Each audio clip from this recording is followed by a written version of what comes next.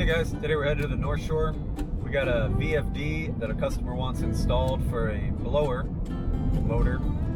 Right now they've got a blower running across the line and they want to be able to adjust the amount of air that the blower moves by ramping down the speed of the motor.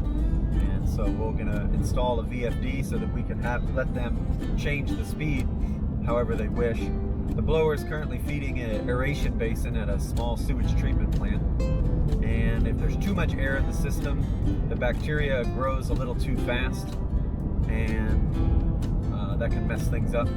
They want just the right amount of air in their treatment plant, in the aeration basin. So right now with the blower running at full speed, the customer says it's too much air.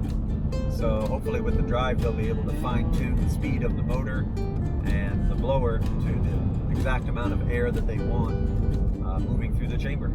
All right, we'll see you there.